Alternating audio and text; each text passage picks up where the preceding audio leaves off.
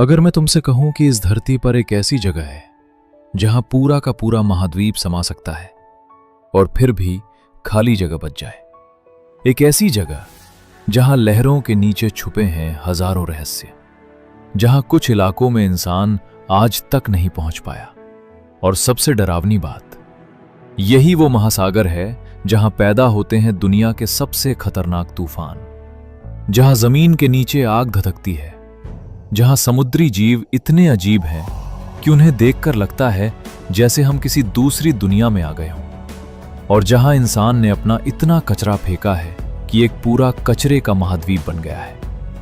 यह है प्रशांत महासागर, दुनिया का सबसे बड़ा, सबसे गहरा और सबसे रहस्यमयी महासागर। आज हम इस विशाल महासागर की हर परत को उघाड़ेंगे, इसकी गहराइयों में उतरेंगे, इसकी आग को महसूस करेंगे और जानेंगे वो सच जो शायद आपने पहले कभी नहीं सुना। तो तैयार हो जाइए, क्योंकि आज का सफर होगा सबसे अनोखा, सबसे रोमांचक और सबसे जानकारी से भरा हुआ। प्रशांत महासागर, जिसे इंग्लिश में पैसिफिक ओशन कहा जाता है, यह सिर्फ पानी का एक बड़ा समुद्र नहीं है, ये अपने अंदर एक पूरी अलग दुनिया समेटे हुए है। एक ऐसी दुनिया जो न सिर्फ विशाल है बल्कि रहस्यमयी भी है, खतरनाक भी है और उतनी ही खूबसूरत भी। आइए पहले बात करते हैं इसके आकार की। प्रशांत महासागर का कुल क्षेत्रफल है लगभग 16 करोड़ 52 लाख वर्ग किलोमीटर। यह संख्या सुनने में भले ही सामान्य लगे, लेकिन इसे समझने के लिए एक उदाहरण लेते हैं। धरती पर 7 महाद्वीप हैं: एशिया, यूरोप, अफ्रीका, उत्तरी अमेरिका, दक्षिणी अमेरिका, ऑस्ट्रेलिया और अंटार्कटिका। इन 7 महाद्वीपों का कुल क्षेत्रफल मिलाकर भी प्रशांत महासागर से कम है। जी हां, 7 महाद्वीप एक तरफ और प्रशांत महासागर एक तरफ, और फिर भी महासागर बड़ा रहेगा। यह अकेले ही पृथ्वी की पूरी सतह के लगभग 1/3 हिस्से को ढकता है। मतलब अगर आप अंतरिक्ष से धरती को देखें तो एक तरफ जो नीला विशाल हिस्सा दिखेगा वो प्रशांत महासागर ही होगा। यह उत्तर में आर्कटिक महासागर से शुरू होकर दक्षिण में अंटार्कटिका तक फैला है। पूर्व में उत्तरी और दक्षिणी अमेरिका की सीमाएं हैं और पश्चिम में एशिया और ऑस्ट्रेलिया। इसकी चौड़ाई इतनी है कि एक किनारे से दूसरे किनारे तक जाने में जहाज को हफ्तों लग जाते हैं। अब एक और दिलचस्प तथ्य, प्रशांत महासागर की लंबाई उत्तर से दक्षिण तक लगभग 15,500 किलोमीटर है और चौड़ाई पूर्व से पश्चिम तक लगभग 19,800 किलोमीटर है। यानी ये महासागर चौड़ाई में धरती के एक पूरे व्यास जितना बड़ा है। और जब हम इसकी गहराई की बात करते हैं तो यह और भी हैरान करने वाला हो जाता है। इसकी औसत गहराई लगभग 4,000 मीटर यानी 4 किलोमीटर है, लेकिन कुछ जगहों पर यह और भी ज्यादा गहरा है, जिसके बारे में हम थोड़ी देर में विस्तार से बात करेंगे। अब एक सवाल, क्या आप जानते हैं इस महासागर का नाम प्रशांत यानी शांत क्यों पड़ा? इसके पीछे एक रोचक इतिहास है। साल था 1520। पुर्तगाली खोजकर्ता फर्डिनेंड मैगलन दुनिया का पहला समुद्री चक्कर लगाने निकले थे। वो दक्षिण अमेरिका के सबसे दक्षिणी छोर से गुजरे, जिसे आज मैगलन जल संधि कहते हैं, और उन्होंने पहली बार इस विशाल महासागर को देखा। उस वक्त समुद्र बिल्कुल शांत था, लहरें नहीं थीं, तूफान नहीं था, बस एक विशाल चमकता हुआ नीला विस्तार था। मैगलन इतने खुश हुए कि उन्होंने इसे नाम दे दिया मार पैसिफिको यानी शांत समुद्र, और यही नाम हिंदी में आकर बन गया प्रशांत महासागर। लेकिन, और यह बहुत बड़ा लेकिन है, यह महासागर असल में बिल्कुल भी शांत नहीं है। मैगलन को शायद उस दिन यह नहीं पता था कि वो जिस महासागर को शांत कह रहे हैं वो दुनिया के सबसे खतरनाक तूफानों का घर है। यहां हर साल टाइफून आते हैं जो पूरे शहरों को तबाह कर देते हैं। यहां सुनामी आती हैं जो हजारों किलोमीटर दूर तक तबाही मचाती हैं। यहां भूकंप आते हैं जो धरती को हिला देते हैं। शांत नाम लेकिन अशांत स्वभाव, यही है प्रशांत महासागर की असली पहचान। इतिहास में मैगलन के बाद भी कई खोजकर्ता इस महासागर में आए। स्पेन के खोजकर्ता, ब्रिटिश नाविक, डच यात्री, सबने इस महासागर को पार करने की कोशिश की। कुछ सफल हुए, कुछ हमेशा के लिए इसमें खो गए। यह महासागर हमेशा से इंसान के लिए एक चुनौती रहा है, एक ऐसी चुनौती जो कभी पूरी तरह जीती नहीं गई। अब चलते हैं इस महासागर की सबसे रोमांचक जगह पर, मरियाना ट्रेंच। प्रशांत महासागर की सबसे खास और सबसे भयावह विशेषता है इसकी गहराई।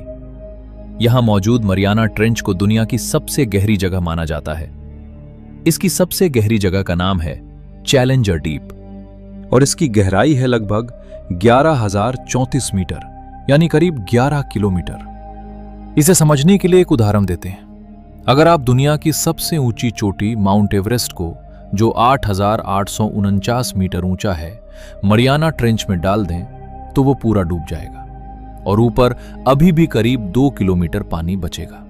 सोचिए, माउंट एवरेस्ट डूब जाए और फिर भी पानी हो। यह है मरियाना ट्रेंच की गहराई। अब इस गहराई में क्या होता है, वहां का माहौल कैसा है? पहली बात, वहां पूरा अंधेरा है। सूरज की रोशनी केवल समुद्र में 200 मीटर तक ही पहुंच पाती है। उससे नीचे जाते जाते अंधेरा बढ़ता जाता है।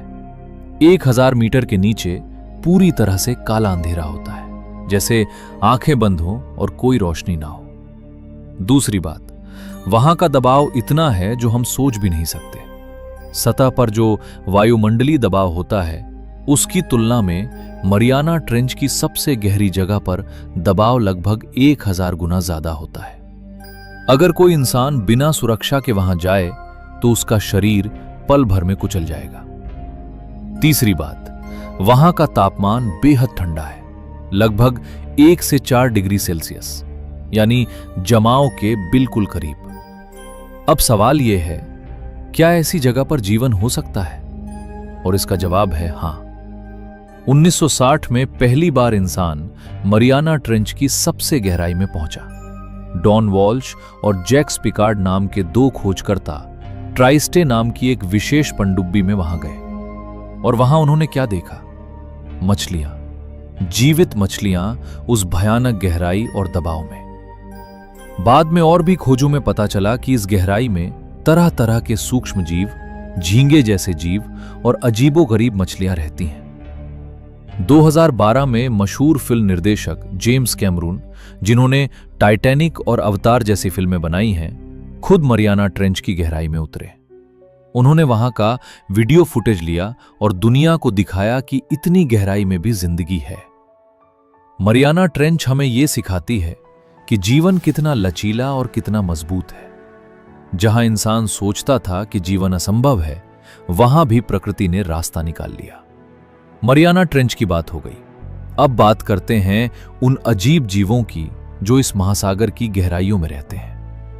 प्रशांत महासागर के गहरे पानी में ऐसे ऐसे जीव पाए जाते हैं जो देखने में किसी हॉरर मूवी से कम नहीं लगते, लेकिन ये रियल है और इनकी कहानियां उतनी ही फैसिनेटिंग हैं जितनी डरावनी।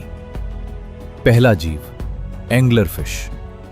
ये मछली गहरे अंधेरे में रहती है और इसके सिर के ऊपर एक चमकती हुई रोशनी होती है, जैसे किसी ने टॉर्च लगाई हो। ये रोशनी दूसरे छोटे जीवों को आकर्षित करती है और जब वो पास आते हैं, एंगलर फिश उन्हें एक झटके में खा जाती है। इसका मुंह इतना बड़ा होता है कि ये अपने से दुगने आकार के शिकार को भी निगल सकती है। दूसरा जीव, जायंट स्क्विड यानी विशाल स्क्विड। ये दुनिया के सबसे बड़े इन्वर्टिब्रेट यानी बिना रीढ़ की हड्डी वाले जीवों में से एक है। इनकी लंबाई 13 से 14 मीटर तक हो सकती है। इनकी आंखें फुटबॉल जितनी बड़ी होती हैं। लंबे समय तक ये जीव सिर्फ किंवदंतियों में थे। क्रैकन नाम का एक राक्षस जो जहाजों को डुबो देता था। बाद में वैज्ञानिकों ने इसे रियल पाया। तीसरा जीव, वाइपर फिश। इस मछली के दांत इतने बड़े हैं कि जब मुंह बंद होता है तो दांत बाहर निकले रहते हैं। ये गहरे पानी में शिकार करती है और बेहद तेज होती है। चौथा जीव, बायोलुमिनेसेंट जेलीफिश। ये जेलीफिश गहरे अंधेरे पानी में खुद से नीली, हरी, लाल रोशनी पैदा करती है। जब ये झुंड में होती हैं तो ऐसा लगता है जैसे समुद्र के नीचे तारे टिमटिमा रहे हों। पांचवां जीव, डम्बो ऑक्टोपस। इस ऑक्टोपस के कानों जैसे पंख होते हैं जो हाथी के कानों की तरह दिखते हैं, इसीलिए इसका नाम डम्बो है। यह लगभग 7000 मीटर की गहराई तक पाया जाता है।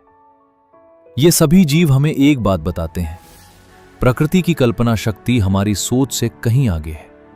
जहां हम सोचते हैं कि जीवन नहीं हो सकता, वहां भी जीवन न सिर्फ है बल्कि फल फूल रहा है। और ये भी हम अभी भी समुद्र की बहुत कम जगहों को ही एक्सप्लोर कर पाए हैं। वैज्ञानिकों का अनुमान है कि समुद्र के 95% से ज्यादा हिस्से को अभी तक इंसान ने नहीं देखा है। यानी अभी न जाने कितने और रहस्य छुपे हुए हैं इस महासागर की गहराइयों में। अब बात करते हैं उस चीज की जो प्रशांत महासागर को सबसे ज्यादा खतरनाक बनाती है, रिंग ऑफ फायर यानी आग का घेरा। प्रशांत महासागर के चारों तरफ एक 40,000 किलोमीटर लंबा क्षेत्र है जिसे रिंग ऑफ फायर कहते हैं। ये एक घोड़े की नाल के आकार का इलाका है जो प्रशांत महासागर के किनारों के साथ साथ चलता है। और इस इलाके की खासियत, यहां पृथ्वी की पपड़ी सबसे ज्यादा सक्रिय है। आंकड़े देखें तो दुनिया के लगभग 75% ज्वालामुखी इसी रिंग ऑफ फायर में है। दुनिया के लगभग 90% भूकंप इसी क्षेत्र में आते हैं। दुनिया के सबसे शक्तिशाली भूकंप भी यहीं आए हैं। लेकिन यह रिंग ऑफ फायर है क्यों? इसका जवाब है टेक्टोनिक प्लेट्स। धरती की ऊपरी परत कई बड़े बड़े टुकड़ों में बटी है जिन्हें टेक्टोनिक प्लेट्स कहते हैं। ये प्लेट्स हमेशा बेहद धीमी गति से हिलती रहती हैं और जहां ये प्लेट्स आपस में टकराती हैं या एक दूसरे के नीचे खिसकती हैं, वहां भूकंप और ज्वालामुखी पैदा होते हैं। प्रशांत महासागर के चारों तरफ कई टेक्टोनिक प्लेट्स हैं।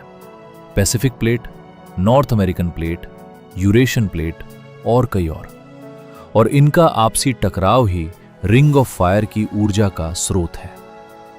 इस रिंग ऑफ फायर में कुछ बेहद मशहूर ज्वालामुखी हैं। माउंट फूजी, जापान का प्रतीक जो अभी भी एक्टिव है। माउंट पिनातुबो, फिलीपींस में, जिसका 1991 का विस्फोट 20वीं सदी का दूसरा सबसे बड़ा ज्वालामुखी विस्फोट था। क्राकाटुआ, इंडोनेशिया में, जिसका 1883 का विस्फोट इतना जोरदार था कि उसकी आवाज 4,800 किलोमीटर दूर तक सुनाई दी थी। और किलावेआ, हवाई में, जो दुनिया का सबसे सक्रिय ज्वालामुखी माना जाता है और कभी कभी तो यह लगातार बरसों तक लावा बहाता रहता है। यह रिंग ऑफ फायर एक तरफ तो विनाशकारी है, लेकिन दूसरी तरफ यह धरती के लिए जरूरी भी है। ज्वालामुखी से निकलने वाली गैसें और खनिज पदार्थ धरती के पारिस्थितिकी तंत्र के लिए आवश्यक है। नए द्वीप भी ज्वालामुखी गतिविधि से ही बनते हैं। रिंग ऑफ फायर में आने वाले भूकंपों का एक सबसे भयावह परिणाम होता है सुनामी। सुनामी एक जापानी शब्द है। त्सु मतलब बंदरगाह और नामी मतलब लहर, यानी बंदरगाह की लहर। लेकिन ये लहरें बंदरगाह तक ही नहीं रुकती, ये पूरे तटीय इलाकों को तबाह कर देती हैं। सुनामी कैसे बनती है? जब समुद्र की तलहटी में भूकंप आता है तो समुद्र की तलहटी अचानक ऊपर या नीचे खिसक जाती है।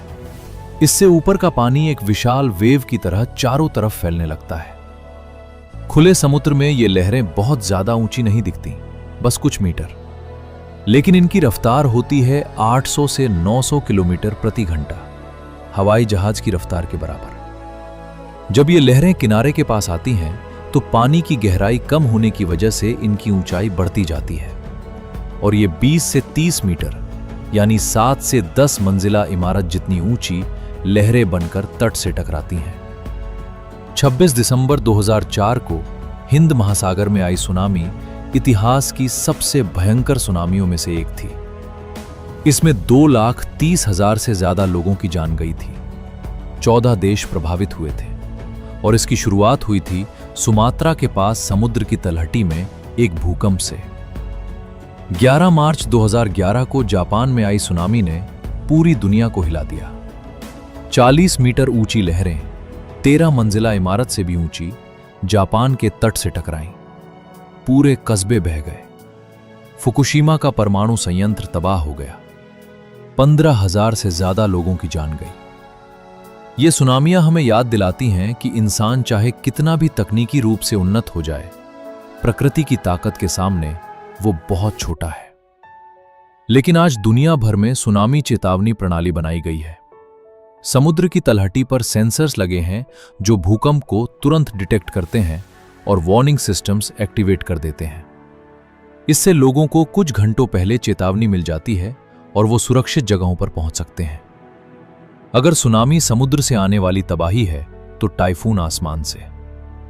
प्रशांत महासागर दुनिया के सबसे शक्तिशाली तूफानों का जन्मस्थान है। इन तूफानों को अलग अलग जगह अलग अलग नाम से जाना जाता है। प्रशांत महासागर के पश्चिमी हिस्से में इन्हें टाइफून्स कहते हैं, अटलांटिक और प्रशांत महासागर के पूर्वी हिस्से में हरिकेन और हिंद महासागर में साइक्लोन। लेकिन सबसे ताकतवर तूफान प्रशांत महासागर के पश्चिमी हिस्से में ही पैदा होते हैं। टाइफून कैसे बनता है? गर्म समुद्री पानी से भाप उठती है।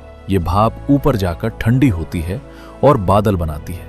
जैसे जैसे ज्यादा भाप उठती है, बादल घूमने लगते हैं पृथ्वी के घूमने की वजह से। धीरे धीरे ये घूमने वाले बादल एक विशाल तूफान की शक्ल लेने लगते हैं। एक पूरी तरह विकसित टाइफून की हवाओं की रफ्तार 300 किलोमीटर प्रति घंटे से भी ज्यादा हो सकती है। यह तूफान व्यास में सैकड़ों किलोमीटर तक फैला होता है। 2013 में फिलीपींस में आया टाइफून हाया इतिहास का सबसे शक्तिशाली ट्रॉपिकल साइक्लोन था जो कभी जमीन से टकराया हो। इसकी हवाओं की रफ्तार 315 किलोमीटर प्रति घंटा थी। इसने फिलीपींस के लेते आइलैंड को लगभग पूरी तरह तबाह कर दिया। 6000 से ज्यादा लोगों की जान गई। 2020 में आया टाइफून गोनी भी बेहद शक्तिशाली था। इसकी हवाओं की रफ्तार तो और भी ज्यादा थी। जलवायु परिवर्तन के साथ इन तूफानों की तीव्रता बढ़ती जा रही है, क्योंकि समुद्र का पानी गर्म हो रहा है और गर्म पानी से ज्यादा ऊर्जा मिलती है तूफानों को। तूफान और सुनामी की बात के बाद अब बात करते हैं उस खूबसूरती की जो इस महासागर में भी है। प्रशांत महासागर में 25,000 से ज्यादा द्वीप हैं, जो दुनिया के किसी भी महासागर से ज्यादा है। ये द्वीप 3 बड़े समूहों में बांटे गए हैं: मेलानेशिया, माइक्रोनेशिया और पॉलिनेशिया। हवाई शायद सबसे मशहूर। यह अमेरिका का 50वां राज्य है और दुनिया का सबसे आइसोलेटेड पॉपुलेटेड आइलैंड चेन है, यानी सबसे अकेला, दूर दूर तक कोई जमीन नहीं। हवाई अपनी ज्वालामुखी पहाड़ियों, नीले पानी और हुला डांस के लिए पूरी दुनिया में जाना जाता है। फिजी साउथ पैसिफिक का स्वर्ग कहा जाता है इसे। 300 से ज्यादा द्वीपों का यह समूह अपनी प्रवाल भित्तियों और क्रिस्टल क्लियर पानी के लिए मशहूर है। यहां अंडर वाटर विजिबिलिटी इतनी अच्छी है कि 40 से 50 मीटर नीचे तक साफ दिखता है। गैलापागोस द्वीप, ये एक्वाडोर के पास प्रशांत महासागर में है। ये वो जगह है जहां चार्ल्स डार्विन ने अपनी इवोल्यूशन की थ्योरी डेवलप की थी। यहां के जीव जंतु इतने अनोखे हैं जो दुनिया में और कहीं नहीं मिलते। जायंट टॉर्टोइसेस, मरीन इग्वानास और अनोखे पक्षी। ईस्टर आइलैंड या रापा नुई एक और रहस्यमयी जगह। यहां विशाल पत्थर की मूर्तियां हैं जिन्हें मोआई कहते हैं। ये 800 साल पुरानी मूर्तियां हैं, कुछ 10 मीटर से भी ऊंची। इन्हें किसने बनाया, कैसे बनाया, क्यों बनाया, ये अभी भी पूरी तरह नहीं समझा जा सका है। मरियाना आइलैंड्स, इन्हीं के नाम पर मरियाना ट्रेंच का नाम पड़ा है। यहां का गुआम द्वीप अमेरिकी मिलिट्री के लिए बेहद महत्वपूर्ण है। Solomon islands, second world war के दौरान यहां भयंकर लड़ाई हुई थी। आज भी यहां समुद्र की तलहटी में डूबे हुए जहाज और विमान मिलते हैं जो उस युद्ध की याद दिलाते हैं। ये द्वीप न सिर्फ प्राकृतिक रूप से सुंदर हैं, बल्कि इनका इतिहास, इनकी संस्कृति और इनके लोग भी उतने ही अनोखे हैं। प्रशांत महासागर सिर्फ प्रकृति का अजूबा नहीं है, ये दुनिया की अर्थव्यवस्था की रीढ़ भी है। समुद्री व्यापार की बात करें तो दुनिया का लगभग 60% समुद्री व्यापार प्रशांत महासागर से होकर गुजरता है। चीन, जापान, दक्षिण कोरिया, ताइवान जैसे दुनिया के सबसे बड़े मैन्युफैक्चरिंग देश इसी महासागर के किनारे हैं। अमेरिका और कनाडा के पश्चिमी तट भी इसी महासागर पर है। हर दिन हजारों जहाज इस महासागर को पार करते हैं, इलेक्ट्रॉनिक्स, कपड़े, कार, तेल और न जाने क्या क्या लेकर। जो स्मार्टफोन आप अभी यूज कर रहे हैं, उसके कई हिस्से शायद प्रशांत महासागर को पार करके आए होंगे। मछली पकड़ने की बात करें तो दुनिया की कुल मछली पकड़ने की लगभग 60% एक्टिविटी प्रशांत महासागर में होती है। ट्यूना, सैल्मन, मैकरेल, ये सब यहां बड़ी मात्रा में पाई जाती हैं। लाखों लोगों की रोजी रोटी इसी महासागर पर निर्भर है। खनिज संसाधनों की बात करें तो समुद्र की तलहटी पर पॉलीमेटैलिक नोड्यूल्स नाम की गोल गोल चट्टानें होती हैं, जिनमें मैंगनीज, कोबाल्ट, निकेल और कॉपर होता है। आने वाले समय में ये एक बहुत बड़ा खनिज स्रोत बन सकता है। तेल और गैस की बात करें तो प्रशांत महासागर के कई हिस्सों में तेल और गैस के भंडार हैं। रशिया, यूएसए, चाइना, इंडोनेशिया, ये सभी देश इस महासागर से तेल और गैस निकालते हैं। पर्यटन की बात करें तो हवाई, बाली, फिजी, ऑस्ट्रेलिया, इन सब जगहों पर हर साल करोड़ों पर्यटक आते हैं। ये पर्यटन अर्थव्यवस्था इन देशों के लिए बेहद महत्वपूर्ण है। और स्ट्रेटेजिक इंपॉर्टेंस, प्रशांत महासागर भू राजनीतिक रूप से भी बेहद महत्वपूर्ण है। अमेरिका, चाइना, रशिया, जापान, सभी बड़ी शक्तियां इस महासागर में अपनी नेवल प्रेजेंस रखती हैं। यही वजह है कि इस क्षेत्र को 21वीं सदी का सबसे महत्वपूर्ण भू राजनीतिक क्षेत्र कहा जाता है। और अब बात उस चीज की जो शायद सबसे शर्मनाक है और सबसे चिंताजनक भी। प्रशांत महासागर के बीचों बीच उत्तर में एक विशाल कचरे का ढेर जमा हो गया है। इसे कहते हैं ग्रेट पैसिफिक गार्बेज पैच। इसका आकार है लगभग 16 लाख वर्ग किलोमीटर, मतलब भारत के राजस्थान राज्य से लगभग 5 गुना बड़ा। कुछ अनुमान तो इसे इससे भी बड़ा बताते हैं। इसमें कितना कचरा है? लगभग 80,000 टन प्लास्टिक, और इसमें करीब 1.8 ट्रिलियन यानी 1.8 लाख करोड़ प्लास्टिक के टुकड़े हैं। यह कचरा कहां से आया? यह कचरा दुनिया भर की नदियों से, समुद्री जहाजों से और तटीय इलाकों से बहकर यहां आता है। समुद्र की धाराएं इसे एक जगह इकट्ठा कर देती हैं। सबसे बड़ी समस्या यह है कि प्लास्टिक के ये टुकड़े धीरे धीरे बहुत छोटे हो जाते हैं, माइक्रो प्लास्टिक्स बन जाते हैं। ये माइक्रो प्लास्टिक्स मछलियां खाती हैं, वो मछलियां इंसान खाता है। यानी जो कचरा हमने समुद्र में फेंका वो घूमकर हमारी थाली में वापस आ रहा है। एक रिसर्च के अनुसार दुनिया भर में खाने पीने की चीजों में माइक्रो प्लास्टिक्स मिल रहे हैं। पानी में, नमक में, समुद्री मछलियों में, यहां तक कि हवा में भी। और इनका इंसान की सेहत पर क्या असर होगा, ये अभी भी पूरी तरह से नहीं जाना गया है। इस समस्या से निपटने के लिए दी ओशन क्लीनअप नाम का एक प्रोजेक्ट चल रहा है, जो इस कचरे को साफ करने की कोशिश कर रहा है। लेकिन ये एक बहुत बड़ी चुनौती है। असली हल ये है कि हम प्लास्टिक का इस्तेमाल कम करें, खासकर सिंगल यूज प्लास्टिक जैसे polythene bags, plastic bottles, straws. ये सब चीजें ही इस समस्या की जड़ है। ग्रेट पैसिफिक गार्बेज पैच के साथ साथ एक और बड़ी समस्या है जो प्रशांत महासागर को नष्ट कर रही है, जलवायु परिवर्तन। पिछले 100 सालों में समुद्र का तापमान औसतन 0.7 से 1 डिग्री सेल्सियस बढ़ा है। यह सुनने में बहुत कम लगता है, लेकिन समुद्र के लिए यह बहुत बड़ा बदलाव है। इसका सबसे पहला और सबसे विजिबल नुकसान हुआ है कोरल रीफ्स को। प्रशांत महासागर में दुनिया की सबसे बड़ी कोरल रीफ सिस्टम्स हैं, जैसे ग्रेट बैरियर रीफ। ये कोरल रीफ्स समुद्र का रेन फॉरेस्ट कहलाती हैं, क्योंकि इनमें अविश्वसनीय जैव विविधता होती है। दुनिया की 25% समुद्री प्रजातियां कोरल रीफ्स में रहती हैं। लेकिन जब पानी का तापमान बढ़ता है तो कोरल ब्लीचिंग होती है, यानी कोरल्स का रंग चला जाता है और वो मरने लगती हैं। 2016 और 2017 में ग्रेट बैरियर रीफ की लगभग 50% कोरल रीफ्स मर गईं। दूसरी समस्या है ओशन एसिडिफिकेशन। समुद्र CO2 को एब्जॉर्ब करता है। जब CO2 बढ़ती है तो समुद्र का pH घटता है, यानी समुद्र का पानी ज्यादा एसिडिक हो जाता है। इससे कई समुद्री जीवों के शेल्स और स्केलेटन्स कमजोर हो जाते हैं। तीसरी समस्या सी लेवल राइज। समुद्र का तापमान बढ़ने से ध्रुवों की बर्फ पिघल रही है और समुद्र का जलस्तर बढ़ रहा है। प्रशांत महासागर के कई छोटे द्वीप देश जैसे तुवालू, किरिबाटी, मार्शल आइलैंड्स समुद्र में डूबने के खतरे में हैं। इन देशों के लोगों को अपना घर छोड़ना पड़ सकता है। तुवालू के प्रेसिडेंट ने तो यूएन में एक भाषण दिया था जिसमें उन्होंने कहा था कि उनका देश डूब रहा है और वो दुनिया से मदद मांग रहे हैं। ये सुनने में दुखद है, लेकिन ये सच है। जलवायु परिवर्तन के खिलाफ लड़ाई में प्रशांत महासागर की रक्षा करना बेहद जरूरी है, क्योंकि ये महासागर दुनिया के वेदर पैटर्न्स को रेगुलेट करता है।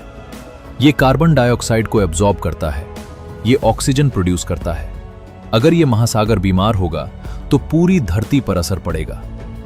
प्रशांत महासागर न सिर्फ भौगोलिक रूप से बल्कि ऐतिहासिक और सांस्कृतिक रूप से भी बेहद महत्वपूर्ण है। सेकेंड वर्ल्ड वॉर में प्रशांत महासागर की भूमिका की बात करें तो 1941 से 1945 तक प्रशांत महासागर युद्ध का मैदान था। पर्ल हार्बर पर जापानी हमला, मिडवे की लड़ाई, गुआदाल कैनल, इवो जीमा, इन सब बैटल्स ने दुनिया का इतिहास बदल दिया। हिरोशिमा और नागासाकी पर गिराए गए परमाणु बम के बाद जापान ने आत्मसमर्पण किया और वर्ल्ड वॉर 2 खत्म हुआ। इस युद्ध में प्रशांत महासागर ने केंद्रीय भूमिका निभाई। कोल्ड वॉर में भी प्रशांत महासागर महत्वपूर्ण रहा। अमेरिका और सोवियत यूनियन की सबमरीन यहां घूमती रहती थी। न्यूक्लियर वेपन्स के टेस्ट भी इसी क्षेत्र में किए गए, मार्शल आइलैंड्स पर। आज भी 21वीं सदी में प्रशांत महासागर का जियोपॉलिटिकल इंपॉर्टेंस बढ़ रहा है। चाइना की ग्रोइंग नेवल पावर, अमेरिका की पैसिफिक प्रेजेंस और साउथ चाइना सी विवाद, ये सब इश्यूज प्रशांत महासागर को दुनिया की राजनीति के केंद्र में रखते हैं। प्रशांत महासागर की एक और बेहद महत्वपूर्ण घटना है जो पूरी दुनिया के मौसम को प्रभावित करती है, एल नीनो और ला नीना। एल नीनो एक स्पेनिश शब्द है जिसका मतलब है छोटा लड़का या स्पेसिफिकली क्राइस्ट चाइल्ड, क्योंकि यह घटना अक्सर क्रिसमस के आसपास होती थी। सामान्य स्थिति में प्रशांत महासागर में ट्रेड विंड्स पूर्व से पश्चिम की तरफ बहती हैं। ये विंड्स गर्म पानी को प्रशांत महासागर के पश्चिम की तरफ धकेलती हैं। इसीलिए ऑस्ट्रेलिया और इंडोनेशिया गर्म और बारिश वाले हैं, जबकि साउथ अमेरिका का पश्चिमी तट ठंडा और सूखा। लेकिन एल नीनो के दौरान ये ट्रेड विंड्स कमजोर पड़ जाती हैं। गर्म पानी वापस पूर्व की तरफ बहने लगता है। इससे साउथ अमेरिका में असामान्य बारिश और बाढ़ आती है। ऑस्ट्रेलिया और इंडोनेशिया में सूखा पड़ता है। भारत में मॉनसून कमजोर होता है। भूमध्य रेखा के पास का तापमान बढ़ जाता है। और ला नीना, ये एल नीनो का उल्टा है। ट्रेड विंड्स और मजबूत हो जाती हैं। ये ठंडे पानी को ऊपर लाती हैं। इससे ऑस्ट्रेलिया में ज्यादा बारिश होती है, दक्षिणी अमेरिका में सूखा और कई जगह ज्यादा सीवियर हरिकेन्स। एल नीनो और ला नीना का साइकिल 2 से 7 साल में एक बार होता है, और जब यह होता है दुनिया भर में मौसम बदल जाता है। 1997 से 98 का एल नीनो इतिहास का सबसे शक्तिशाली एल नीनो था। इससे दुनिया भर में भयंकर फ्लड्स, सूखा, जंगल की आग और बीमारियां फैली। उस साल लगभग 2100 लोगों की जान गई और 96 अरब डॉलर का नुकसान हुआ। प्रशांत महासागर सिर्फ अपनी सीमाओं के अंदर ही नहीं, बल्कि पूरी दुनिया के मौसम को कंट्रोल करता है। यह ग्रह का वेदर मशीन है। प्रशांत महासागर के बारे में हमने बहुत कुछ जाना, लेकिन जितना जाना उससे कहीं ज्यादा अभी भी अनजान है। वैज्ञानिकों का मानना है कि हमने समुद्र के मात्र 5% हिस्से को ही एक्सप्लोर किया है। 95% अभी भी अज्ञात है, और इस 95% में न जाने क्या क्या छुपा हो। कुछ रहस्यमयी घटनाएं और जगहें हैं जो अभी भी अनसुलझी हैं। द ब्लूप 1997 में वैज्ञानिकों ने प्रशांत महासागर में एक बेहद तेज स्ट्रेंज साउंड रिकॉर्ड की। इतनी तेज कि हजारों किलोमीटर दूर तक सेंसर्स ने इसे डिटेक्ट किया। इसे नाम दिया गया ब्लूप। वैज्ञानिकों ने अनुमान लगाया कि यह किसी बेहद बड़े जीव की आवाज हो सकती है, किसी अननोन क्रीचर की। बाद में कुछ वैज्ञानिकों ने कहा कि यह आइस क्वेक की आवाज थी, लेकिन पूरी तरह पक्का नहीं है। द बावन हर्ट्ज वेल 1989 से एक अकेला well world wide hydrophone networks पर रिकॉर्ड हो रहा है जो 52 हर्ट्ज की फ्रीक्वेंसी पर बोलता है, जबकि दूसरे वेल 15 से 25 हर्ट्ज पर। इसे वर्ल्ड्स लोनलीस्ट वेल कहते हैं क्योंकि शायद कोई दूसरा व्हेल इसकी आवाज नहीं सुन सकता। कोई नहीं जानता ये किस स्पीशीज का व्हेल है। बर्म्यूडा ट्रायंगल को तो सब जानते हैं, लेकिन पैसिफिक में भी एक सिमिलर एरिया है जिसे डेविल सी या ड्रैगन्स ट्रायंगल कहते हैं। ये जापान के पास है। यहां भी कई जहाज और विमान मिस्टीरियस तरीके से गायब हुए हैं। Hydrothermal vents. समुद्र की तलहटी पर कुछ जगहें हैं जहां से बेहद गर्म पानी निकलता है। इन्हें हाइड्रोथर्मल वेंट्स कहते हैं। यहां का तापमान 400 डिग्री सेल्सियस तक होता है और यहां भी जीवन है। ऐसे बैक्टीरिया जो सनलाइट की बजाय केमिकल एनर्जी पर जीते हैं। यह जीवन का एक बिल्कुल अलग तरीका है, जो यह भी बताता है कि शायद दूसरे ग्रहों पर भी ऐसे जीवन की संभावना हो सकती है। ये सारे रहस्य प्रशांत महासागर को और भी फैसिनेटिंग बनाते हैं। जितना हम जानते हैं उससे कहीं ज्यादा जानने को बाकी है। तो दोस्तों, आज हमने प्रशांत महासागर की एक लंबी यात्रा की। हमने जाना कि यह दुनिया का सबसे विशाल महासागर है, जो 7 महाद्वीपों से बड़ा है। हमने जाना मरियाना ट्रेंच के बारे में, जो दुनिया की सबसे गहरी जगह है। हमने जाना उन अजीब और अद्भुत जीवों के बारे में जो इसकी गहराइयों में रहते हैं। हमने जाना रिंग ऑफ फायर के बारे में और उससे पैदा होने वाले भूकंपों, ज्वालामुखी और सुनामियों के बारे में। हमने जाना टाइफून्स के बारे में, जो इसी महासागर की गोद में पैदा होते हैं। हमने जाना हजारों खूबसूरत द्वीपों के बारे में। हमने जाना इस महासागर के आर्थिक महत्व के बारे में। हमने जाना ग्रेट पैसिफिक गार्बेज पैच के बारे में, जो हमारी गलतियों का नतीजा है। हमने जाना जलवायु परिवर्तन के खतरों के बारे में। और हमने जाना उन अनसुलझे रहस्यों के बारे में जो अभी भी इस महासागर की गहराइयों में दबे हुए हैं। प्रशांत महासागर सिर्फ एक महासागर नहीं है, यह हमारी धरती का दिल है। यह हमें ऑक्सीजन देता है, हमें खाना देता है, हमारे मौसम को बनाता है और हमें जीने का तरीका सिखाता है। लेकिन आज ये महासागर खतरे में है, और अगर हम अभी नहीं जागे तो आने वाली पीढ़ियां हमें माफ नहीं करेंगी। तो अगली बार जब तुम समुद्र को देखो तो सिर्फ उसकी लहरों को मत देखना, उसके अंदर छुपी उस दुनिया को महसूस करना, जो जितनी खूबसूरत है उतनी ही खतरनाक भी और उतनी ही कमजोर भी आज के समय में। क्योंकि यही है प्रशांत महासागर, दुनिया का सबसे बड़ा, सबसे गहरा, सबसे रहस्यमयी महासागर। एक ऐसा रहस्य जिसे इंसान आज तक पूरी तरह समझ नहीं पाया और शायद कभी समझ भी नहीं पाएगा। अगर यह वीडियो पसंद आई हो तो लाइक करें, सब्सक्राइब करें और बेल आइकन दबाना मत भूलना। मिलते हैं अगली वीडियो में एक नई कहानी के साथ।